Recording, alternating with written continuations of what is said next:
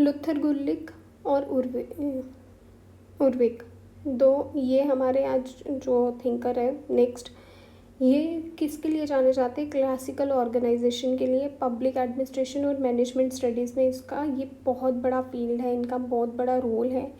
ये किसके ऊपर काम करते हैं? पोस्ट कॉर्ब के ऊपर, जिनका फ्रेमवर्क क्या है, मतलब किसके लिए structure? Both public and private organisations के ऊपर। अर्ली 20th सेंचुरी से इस पीरियड को, इनके पीरियड में ही इन चीज़ों को अप्लाई करना शुरू कर दिया था। और ये इन्होंने कहाँ से लिए? हेनरी फेयोल के प्रिंसिपल से लिए हैं। और ये हेनरी फेयोल के और साइंटिफिक मैनेजमेंट के प्रिंसिपल फ्रेडरिक टेलर से इन्होंने लिया है। इन्होंने डेवलप किया स्ट्रक्चर, एनालिटिक अप्रोच ली है पब्लिक एडमिनिस्ट्रेशन और मैनेजमेंट में। अब बैकग्राउंड क्या है? लुथर हास्ले गुलिक 1892 से लेकर 1993 तक ये अमेरिकन पॉलिटिकल साइंटिस्ट थे और पब्लिक एडमिनिस्ट्रेशन के थ्योरिस्ट थे। इन्होंने काम किसके के साथ किया? फ्रैंकलिन डी रोosevelt के साथ, जो was involve in the Brownlow committee in 1937 which led to administrative reforms in USA। ये क्या थे? प्रैक्टिशनर थे, एकेडमिक में थे, और इन्होंने मर्ज किया था थियोरिकल और फील्ड बेस्ड एक्सपीरियंस को। अब जो उर्विक का टाइम पीरियड था वो कब तक था? 1891 से लेके 1983 तक। ये ब्रिटिश मैनेजमेंट के कंसल्टेंट एंड राइटर थे। स्ट्रांगली किससे इन्फ्लुएंस थे? हेनरी फेयोल और उर्विक से ये इन्फ्लुएंस्ड थे। उनके प्रिंसिपल्स को लेके, उनकी आइडियोलॉजीज को लेके इन्होंने दोनों चीज़ों को एप्लीकेबल किया, किसमें? बिजनेस और गवर्नमेंट के लिए। ही फाउंडेड द उर्विक और and partners management consultant firm बनाई थी, उसका नाम क्या था? उर्विक और एंड पार्टनर्स, जो कॉन्ट्रीब्यूटली एक्सटेंसिवली किसके लिए थी? ऑर्गेनाइजेशन स्ट्रक्चर और उनकी थ्योरीज के ऊपर। दोनों की बुक को एडिट किया गया, बुक इन्होंने एडिट की थी दोनों ने 1937 में, papers on the science of administration, which became आज के टाइम पे भी एक माइलस्टोन है एडमिनिस्ट्रेटिव थ्योरी के लिए। अब कंट्रीब्यूशन क्या थे गुलिक और उर्विक के? पोस्ट कॉर्प की बात की थी। पोस्ट कॉर्प का मतलब क्या होता है? P से प्लानिंग, O से ऑर्गेनाइजेशन, S से स्टाफिंग, D से डायरेक्टिंग, CO से कोऑर्डिनेटिंग, R से रिपोर्टिंग, B से बजटिंग। प्लानिंग का मतलब क्या है? Setting goals, forecasting and developing strategies. Organizing का मतलब क्या है? Structuring roles and resources to achieve objective. Staffing का मतलब क्या है? Recruiting, training and maintaining a competent workforce. Directing का मतलब क्या है? Leading and motivating employees to work towards goal. Coordinating का मतलब क्या? Harmonising group activities and avoid duplication. Reporting का मतलब क्या है? Inform superiors about progress in performance. Budgeting में क्या आता है? Physical planning, accounting and financial control. जब कोई भी इंसान पब्लिक एडमिनिस्ट्रेशन पढ़ रहा है तो उसको अपने दिमाग में कुछ चीज़ें क्लियर आउट रखनी है कि वो पॉलिटी कवर कर रहा है, वो GS से इकोनॉमिक कवर कर रहा है, डिज़ास्टर मैनेजमेंट कवर कर रहा है, वो एथिक्स कवर कर रहा है, प्लस उसका ऐसे का पेपर कवर हो रहा है।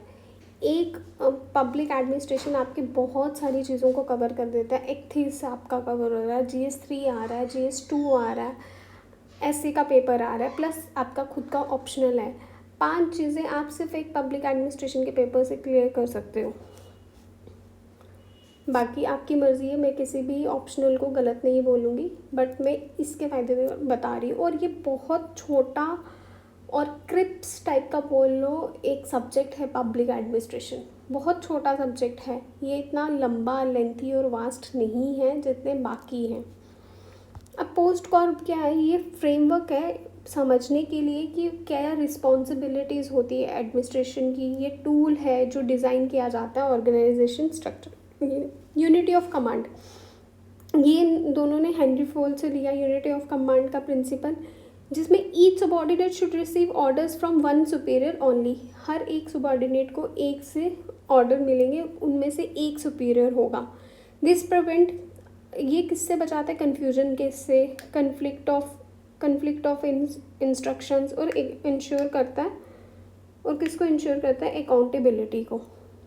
प्रिंसिपल ऑफ ऑर्गेनाइजेशंस, अब ये प्रिंसिपल ऑफ ऑर्गेनाइजेशन उर्विक के हैं, उर्विक के सेट ऑफ प्रिंसिपल्स बनाए एफिशिएंट ऑर्गेनाइजेशन के लिए, जिसमें क्या क्या है।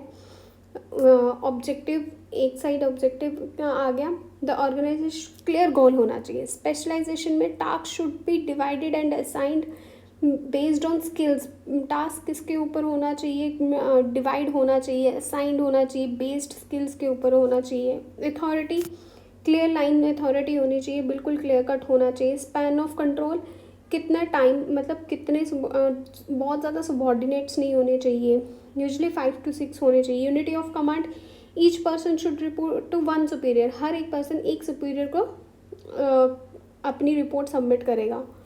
Coordination, activities of various departments must be aligned. Definition, duties and responsibility must be clear and defined. Continuity का क्या मतलब है, organization planning should ensure future adaptability. Balance का मतलब क्या है, equilibrium among organizational part is essential. Flexibility, the system should adapt to changes without breaking down. ये थे इनके 10 प्रिंसिपल्स, ये याद होने चाहिए। क्वेश्चन आ जाएगा तो हमें इसके ऊपर ये प्रिंसिपल्स लिखने पड़ेंगे। और एक चीज़, हम कभी कभी ना लाइफ में सोचते हैं यार इतनी मन्नतें मांगी, इतना कुछ किया, फिर भी हमें वो चीज़ नहीं मिली, भगवान कैसे हैं, उन्होंने हमें वो चीज़ नहीं दी। एक चीज़ बड़ी क्लियर कर दूँ, अगर हम अपने माँ बाप से कुछ मांगते हैं ना तो वो हमें सब कुछ दे देते हैं, बट वो चीज़ कभी नहीं देते जो हमारे लिए हार्मफुल होती है। वो तो जगत के माँ बाप हैं, हमारे भगवान। तो अगर हम उनसे कुछ मांग रहे हैं और वो हमें नहीं दे रहे ना, तो इट इज़ मच बेटर कि वो उन्होंने हमें नहीं दिया। पूरी ज़िंदगी रोने से अच्छा है कि हम थोड़ी देर रो लें और वो चीज़ ना मिले हमें। और जब नहीं मिलती है ना तो ये सोच लो कि बहुत अच्छा हुआ कि नहीं मिली। सोचो मन्नतें मांगने से कोई चीज़ नहीं मिल रही है तो वो चीज़ आपके लिए कितनी बुरी होगी, कितनी ही बुरी होगी वो चीज़ आपके लिए, कि आपको मन्नतें मांगने से, माथे टेकने से, नाक रगड़ने से भी ना मिले। Come to the topic, comparison with other thinkers. Taylor का कंट्रीब्यूशन क्या था, scientific management at shop floor level पे। उसके कंपैरिजन में गुल्लिक और उर्विक किस पे था, टॉप मैनेजमेंट और एडमिनिस्ट्रेशन पे। फ्यूल का 14 प्रिंसिपल, उन्होंने इसी पोस्ट कॉर्प को builds upon fuels work, post Corp पे ही काम किया। वेबर ब्यूरोक्रेटिक थ्योरी के ऊपर बात करते हैं, emphasize structure and rules. Gulick emphasized on functions, कैसे फंक्शन हो रहा है, वो रूल्स पे और स्ट्रक्चर पे ही बात कर रहे हैं। साइमन डिसीजन मेकिंग थ्योरी,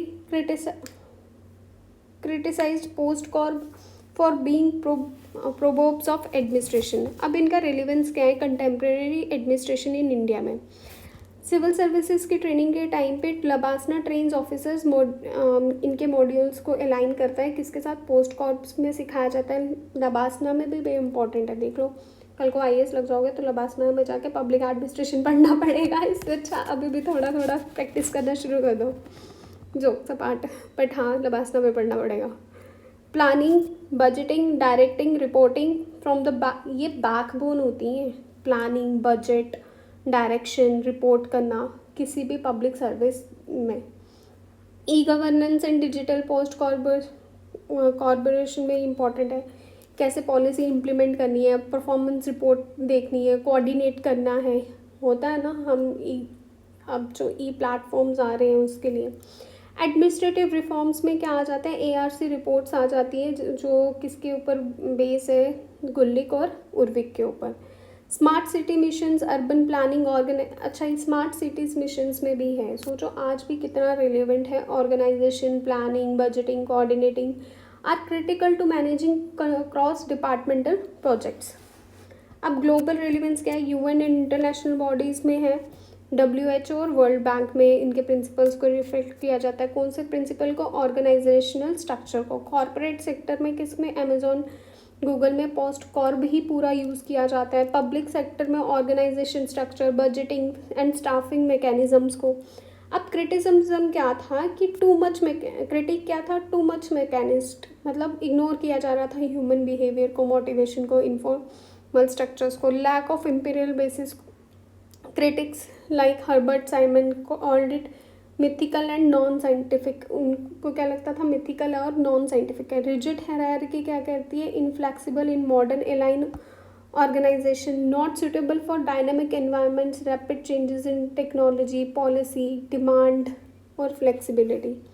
अब मॉडर्न टाइम में क्या है, POSDCORB and the classical principles of foundational, आज के टाइम पे भी फाउंडेशनल, जैसे revised in HR, behaviour theories combined with Maslow, Argyris, MC Gregor's की थ्योरीज में ह्यूमन सेंट्रिक ऑर्गेनाइजेशंस हैं, वहाँ पे भी इसके मतलब जब जब नई नई थ्योरीज आएंगी, जो पिछली चीज़ें रह गई हैं, जो चीज़ें हमने डाली नहीं है, तो नए थिंकर्स आएंगे तो वो नई चीज़ें डालेंगे।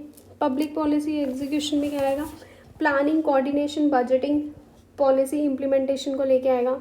बेसिस फॉर ऑर्गेनाइजेशनल डिज़ाइन में क्या आएगा, standard operate procedures, SOPs, job roles in bureaucracies.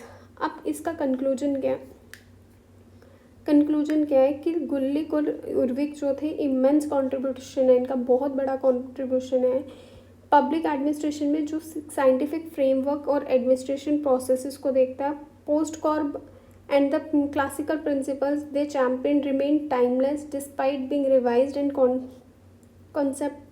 conceptualized in modern times। और इनकी एनालिटिक लेंस क्या है कि अंडरस्टैंड हाउ ऑर्गेनाइजेशन कैसे ऑपरेट होती हैं, ये उन चीज़ों के बारे में बात करते हैं।